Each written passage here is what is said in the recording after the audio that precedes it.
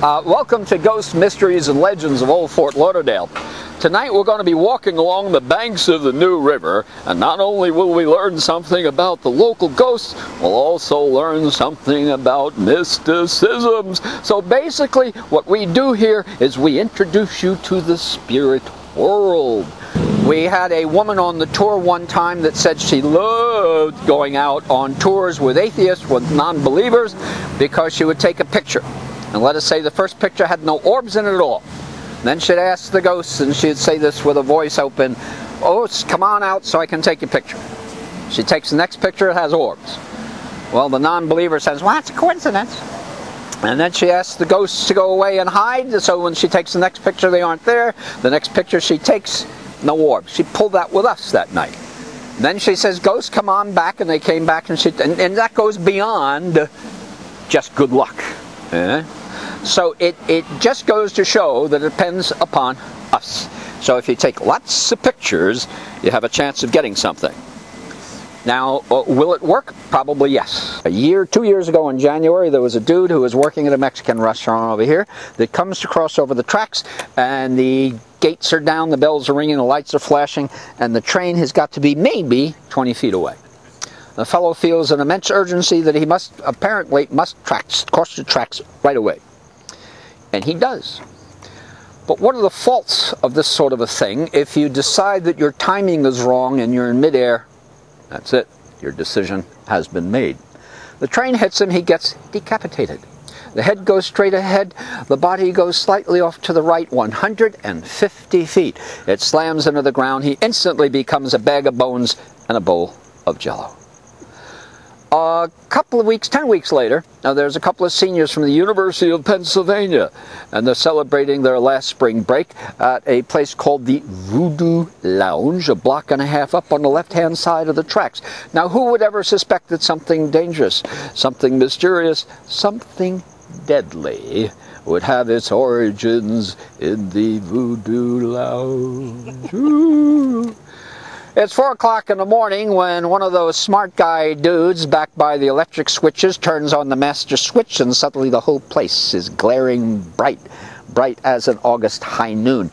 And suddenly everybody inside feels as though they're Dracula, and the eyes sting and the pupils go way down, and they want to go outside to the soft, dark light of the night, you see.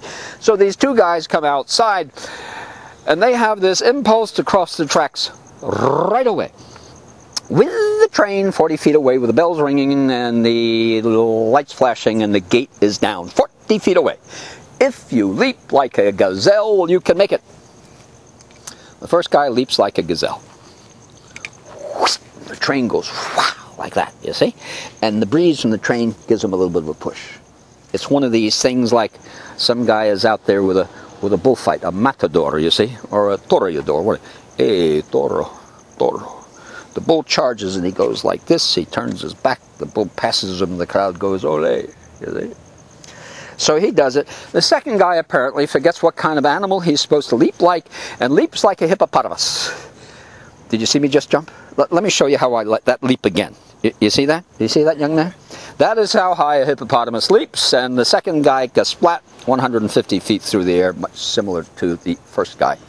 2 more after that, unrelated incidents. These people thought they were dealing with the ghost train, you see, of the Labor Day hurricane of 1935. Now, these guys apparently have had a lot to drink at the local nightclubs and perhaps some mind-altering drugs, you see. And they're out here, and there's a group of them, and one of them says, "Hey guys, it's a ghost train coming down." And the rest of them try to take him off, but they're all pretty drunk and smashed, and he's a little bit stronger and crazy than others, and as the train gets closer, they abandon him because they're smart enough to know they don't want to get hurt. He gets hit. It is not the ghost train after all.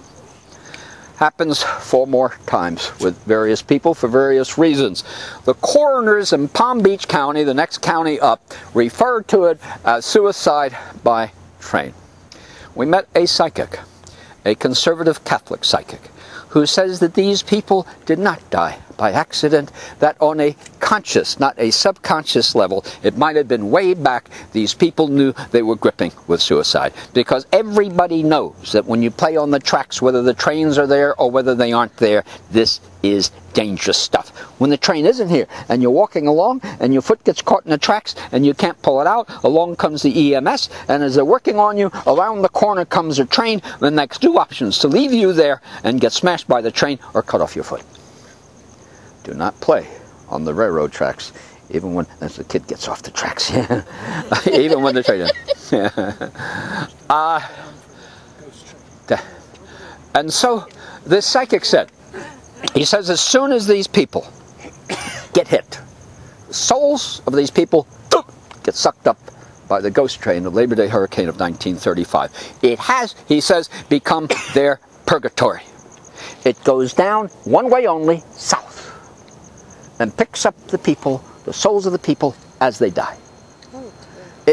You might ask, how does the ghost train know to be right here instead of maybe up in Daytona at the same time or down in Homestead? And the answer is, it is because there is something on the other side that knows what's going on. By way of example, I read a book about 23 years ago about different people who had paranormal abilities. One of whom was a woman who had seen auras all her life, ever since she could remember. Now, there's a lot of people who see auras or become psychic when they fall off a ladder or trip across a piece of furniture in their house. I've tried that several times, all the methods, and it does not work. Yes, I'm not crazy. And so she could see auras all her life.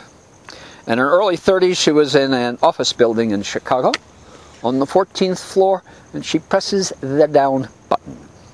The elevator comes, the doors open, and inside are 11 people. None of whom have an aura, completely black. The psychic side has no color. She's never seen this before. She stands there in amazement, and the doors close. She misses her elevator, which proceeds to go another couple of feet, at which time the cables break and they go 14 floors to their death. This was no accident. They were all slated to die. Nobody had an aura. The souls had left the body by the time those doors had opened. They had all, for some reason, gotten together to have a common death experience. They had come from all over the city, all over the country, unrelated people, to die together. Nobody died by mistake. Everybody's number was drawn and put on the table. And so it is. There is something on the other side that's know what's going on. And so this train comes down and sucks up the souls of the deceased. Can you hold on to this for a second?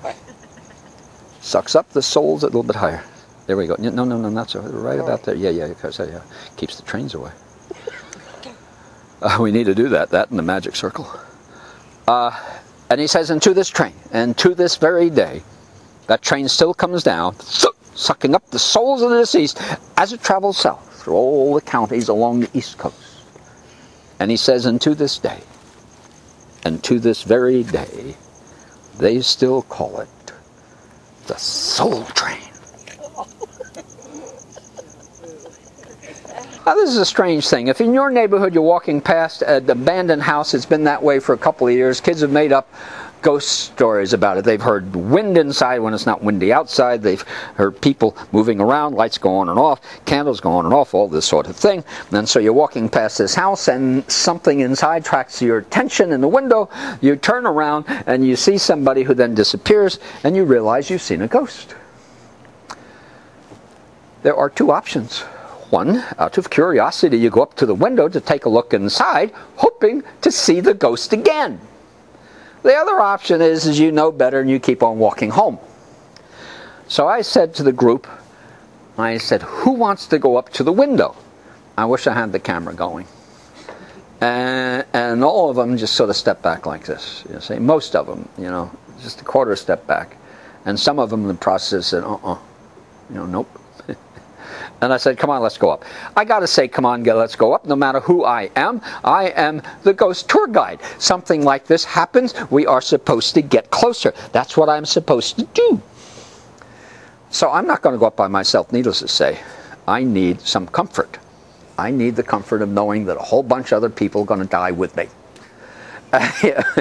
So the girls cluster together in a huddle as if they're in a scrum of rugby. They're going like this, literally going like this, until they come up to the steps. I wonder how they're going to get up the steps. They break up and they come up. And one of the girls with her cell phone takes a photograph inside the stairs there. And right at the lower part of the stairs is a hand, a dismembered hand. And this opaque kind of white. And then I said, well, and then I realized there was flesh tones at the wrist, and more than just the hand of a ghost. It looked like somebody wearing a white glove. And I thought, well, why would somebody wear a white glove? Was it a cotillion? No, we don't have any debutante cotillions down here. And then I thought, well, it could be a white glove from a wedding in the early 1900s, a formal wedding. Ooh, I didn't say that.